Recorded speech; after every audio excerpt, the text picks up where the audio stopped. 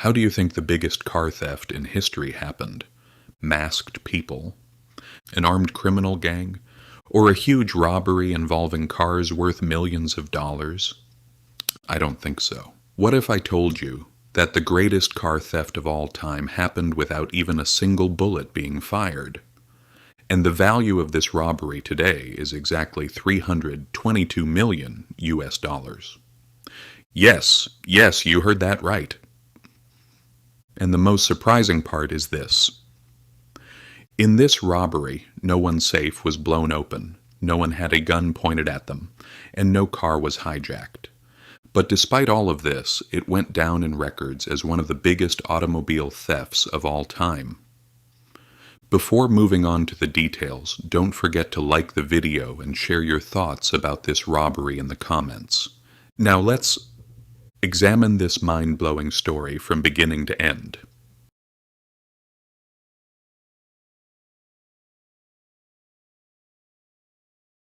Today, when one of the safest and strongest car brands in the world is mentioned, Volvo comes to most people's minds. This brand, famous for its durability, even has collector cars worth millions of dollars today. But the period that interests us today goes back approximately 53 years. The 1970s. At that time, Volvo's popular 144 model was still in production. The company, meanwhile, had turned its eyes toward new and rapidly developing markets. Like other European companies at the time, Volvo was trying to expand into different regions of the world, and one of these markets was North Korea. Yes, North Korea again, just like in the previous video. Today, it sounds quite interesting. But in the 1970s, many people believed that North Korea could become a very large economic power in the future. For this reason, Swedish companies began signing major trade agreements with North Korea, one after another.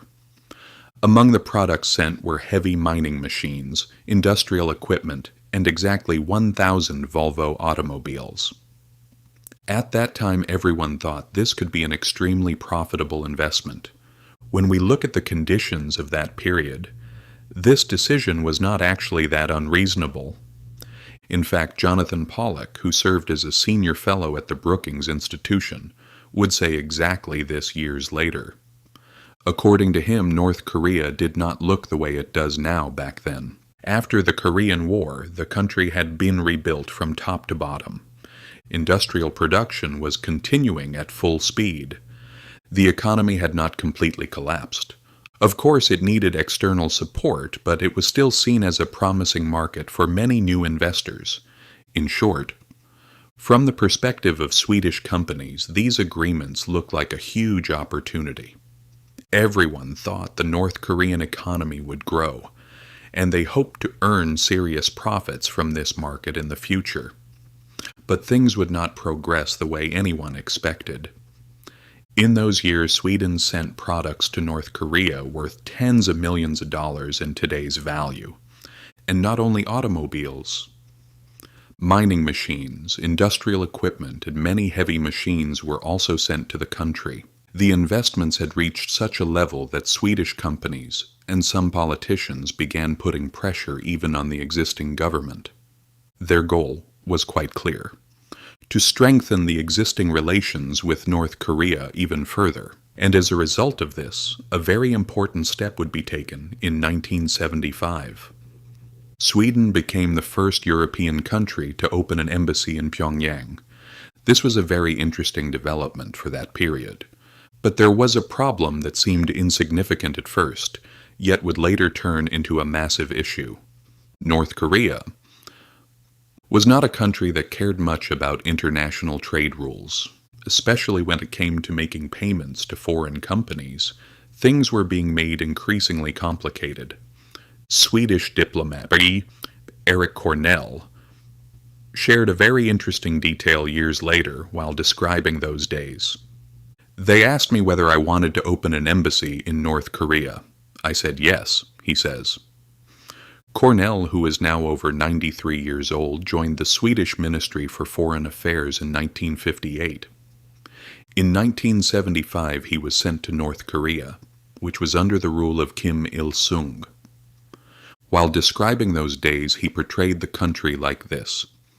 It was very cold, it was snowy, and when we arrived in Pyongyang, we had to start everything from scratch. According to Cornell, who served in North Korea until 1977, the capital was extremely quiet. There was nowhere you could go to spend time when you were bored. You couldn't go to a restaurant, because there were almost none. Most of the time, the only thing he could do was take a short drive around the city in the Volvo assigned to the embassy. And in his own words, that was exactly what life was like back then. But Cornell's duty was not to drive around the city. He was assigned to closely monitor North Korea's economic situation, and what he noticed in a short time did not look promising at all. The numbers were not rising as expected. On the contrary, there was a much bigger problem. North Korea was not paying for the automobiles it had received, and this was not just a delay of a few invoices.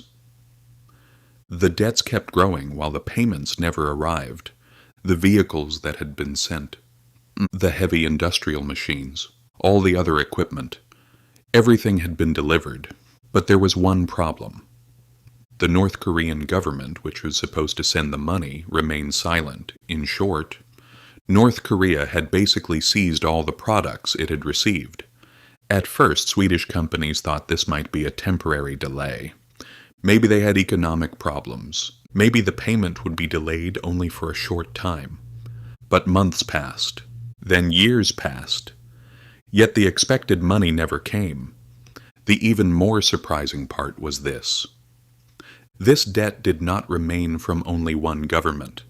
No payment was made during Kim Il-sung's government. Later, his son Kim Jong-il came to power in North Korea. Everyone thought the new administration would pay the old debts, but of course that was not going to happen. The new government continued the same policy.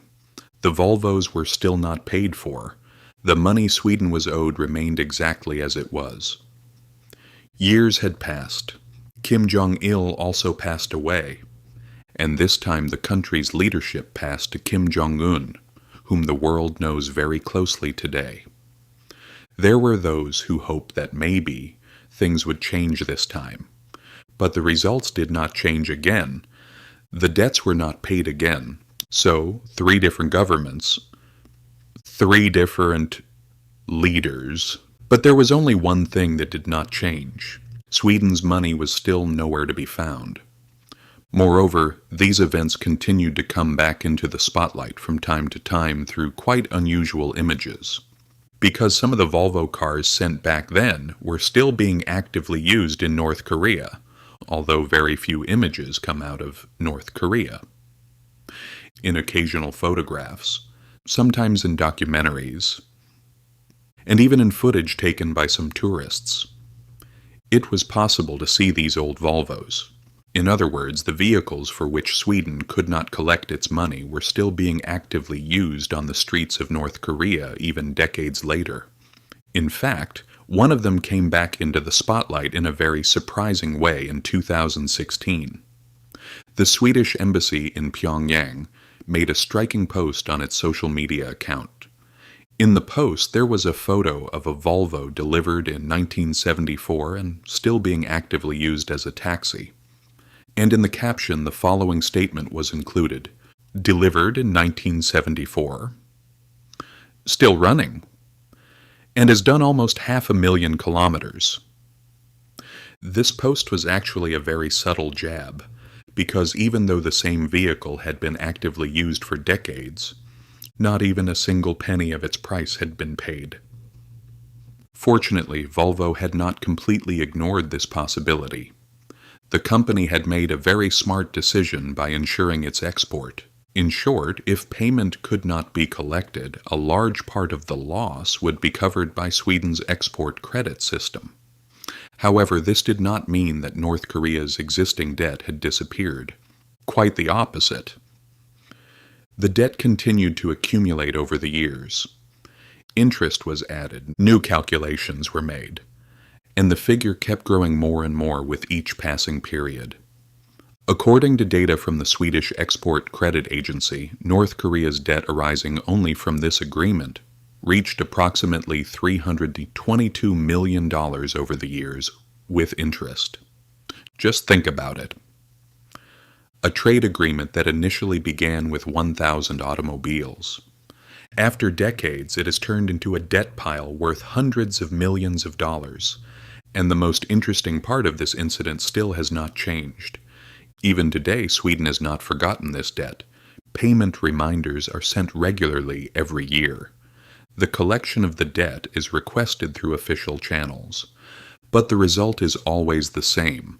North Korea has not paid even a single penny of this debt to this day. And it seems that it has no intention of paying anytime soon either. That is exactly why many people describe this incident as the greatest automobile theft of all time. Because what was stolen was not just one car. It was exactly 1,000 Volvos. No force was used, no robbery was carried out. And no theft occurred in the familiar sense. The vehicles were delivered by their own hands. They were used. They drove on the roads for years. But the money that was supposed to be paid in return was never paid. Maybe this is exactly what makes this incident so interesting. Because sometimes the biggest robberies in history happen not with a gun, but with a single signature. And even though half a century has passed, its effects still continue. Who knows? Maybe an old Volvo driving through the streets of North Korea right now is still one of the vehicles left from that first agreement. And maybe it still holds the title of the world's most expensive, unpaid vehicles. Thank you very much for watching until this point. If you like this interesting incident, don't forget to like the video and subscribe to the channel. See you in the next video with another one of history's little-known but fascinating events. Take care of yourselves.